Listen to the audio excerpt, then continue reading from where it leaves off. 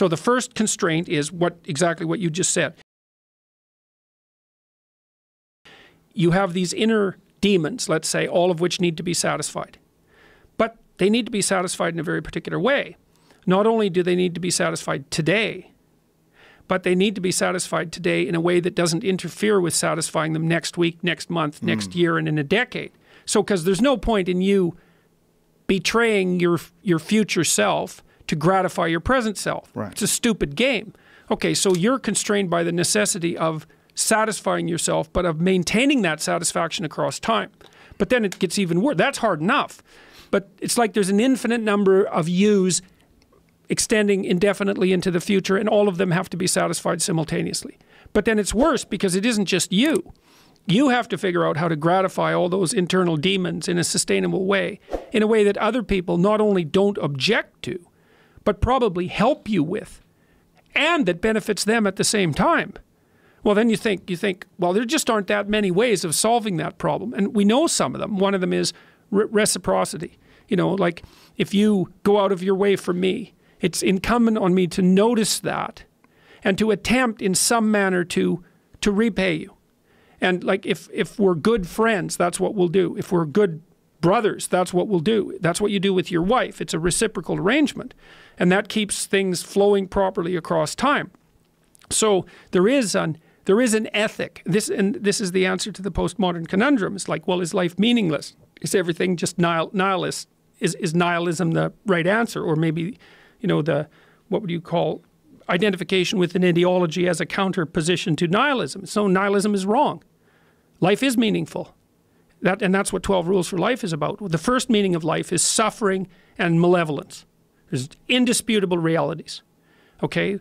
Well, what's after that? Well, there's a noble way of being that allows you to exist properly despite that, and also not to make it worse.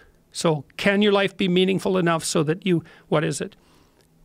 confront chaos voluntarily, establish and revivify order, constrain malevolence.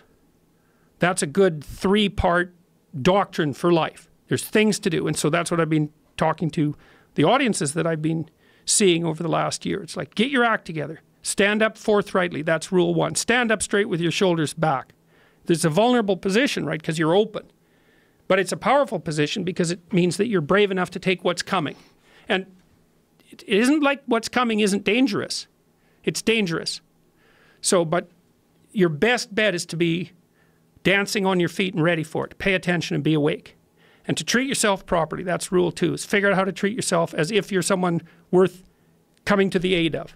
To detach yourself in a bit and say, okay, I'm going to set up my life so that it's good for me and good for other people as well. That's a corollary to that. So the book is all about the meanings of life, the negative meanings, suffering, malevolence. Those are indisputable realities. And then a motive being that integrates the sorts of things that you were talking about, these underlying needs, with everyone else's, and like doing that voluntarily. It's a call to responsibility and meaning. And I actually think it's not the thing that's been so exciting for me for the last 3 decades, looking into these things, is that I believe that there is a genuine human ethic. It's not arbitrary. It has to do with reciprocity, for example. It has to do with honesty. That's another thing, is that you should speak the truth, because your life turns out better if you speak the truth, and so does everyone else's. So in this biblical lecture series I did, I looked at the first chapter in Genesis, and there's a theory in there. It's a really interesting theory. And the theory is that there's 3 parts to being. There's chaos and potential, and that would be like the potential you should live up to, because everyone says, well, you should live up to your potential. It's like, what the hell's that? You can't measure it, or touch it, or taste it, or feel it. It's this hypothetical thing that everyone regards as real. It's like the future. What's the future? Well, it's not here yet. You can't measure it. What makes you think it's real? Well, we act as if it's real, and that seems to work. So there's potential. That's one. That's chaos, chaotic potential. Then there's order, and that's the structure that you need in order to confront the chaos. And you'd be born with that biologically. And then there's your ability to call forth from the potential new order. And that's what you do with your speech. And that's what happens in the first chapter of Genesis, is that God uses God order, let's say, uses the power of truthful speech, that's the logos, to transform potential into order.